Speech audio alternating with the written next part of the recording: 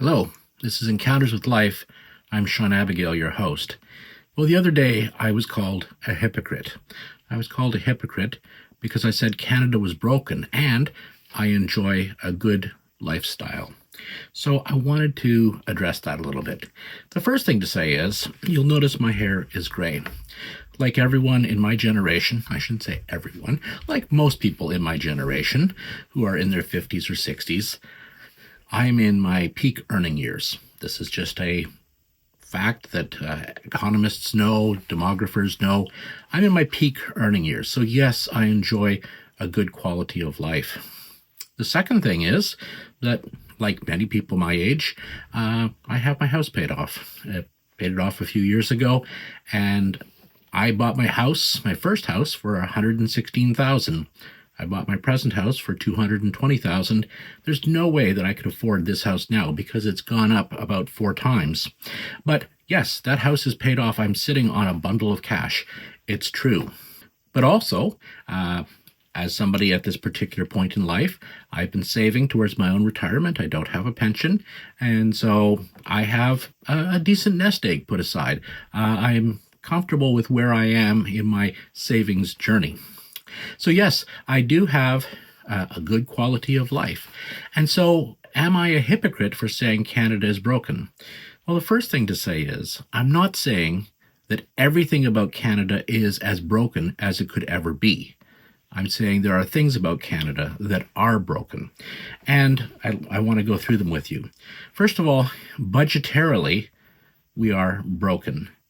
We owe $1.2 trillion, an unimaginable sum. And in our latest budget, we went another $60 billion in debt. Now, 10 years ago, I looked at the trajectory that we were on as a country, and I said, we have a hope of paying off the debt before I die. We could actually do it. Now, COVID intervened. I know that. I'm not blaming the current government for COVID, for spending in COVID, but they spent like drunken sailors before COVID. They spent like drunken sailors after COVID, and for that, I do blame them. So, budgetarily, we are broken. Second thing is, economically, we are broken. We have had almost 10 lost years as far as growth in our gross domestic product. And if you look at the numbers, the Canada and the United States diverged around 2015. What happened in 2015? Who was elected? Oh, it was the Liberals. Now you can say, oh, well, the Conservatives set them up for failure.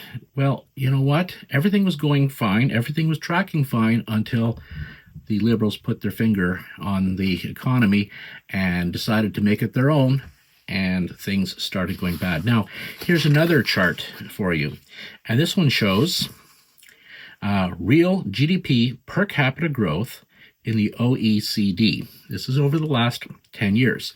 And you can see that Ireland is doing spectacularly well. You can see where the USA is with 18.2%. And you can see Canada at 1.4. Now, the Liberals will say, oh, GDP is up.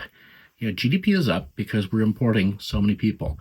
GDP per capita, per person, is stagnant, has been stagnant for the last 10 years. So economically, you have to agree with me on this. Canada is broken. But then also, generationally, we are broken. The younger generation does not feel that they have a hope of participating in the opportunity of Canada. My generation, we're doing just fine, thank you very much. But the younger generation doesn't feel like they have a hope, not a hope of buying a house. I mean, I couldn't buy this house that I'm in now. Why would somebody just being able to start out would be able to buy even a starter house? It's just not going to happen. So they don't feel that they participated. So many young people are in the gig economy. They can't find good, decent, stable jobs with benefits and so on. And if you want one example of how big a generational difference, how we are generationally broken, it's this. 4 in 10, 43% of Canadians aged 18 to 34 would vote to be American if citizenship and conversion of assets to US dollars were guaranteed. It's not that they've given up on Canada, it's that they just feel like they have no hope. And this hurts me. And so, maybe I'm a hypocrite. Maybe I'm a hypocrite for saying Canada's broken. But you know what? You talk to the younger generation, and they'll tell you they feel that Canada is broken. Finally, geographically, we are broken. I said when Justin Trudeau was first elected that we would see a full-on separatist movement in the West. You know what? I got the timing wrong. It's coming. It's here. They are upset. And why wouldn't they be upset? They're paying for all the benefits for everyone else. Look at the equalization payments. This is for 2025, 2026, the expected equalization payments. The West is not getting anything out of equalization payments. Everybody else is getting a lot. And a lot of that is fed off of Alberta oil wealth. And yet Alberta can't get anyone paying attention when they say, listen, we need to build more pipelines. We need Bill C-69 done away with, the No More Pipelines law. I have to tell you, it seems like geographically Canada is broken. So, okay, maybe I'm a hypocrite, but I feel that there are many aspects of Canada which are broken, many aspects that have to change because we can't keep on going on the way we have been going on. Well, that's what I think. What do you think? I always appreciate comments. Please subscribe to this channel. Please leave your comments. I certainly appreciate it. And I'm not a hypocrite. Thank you. Bye-bye.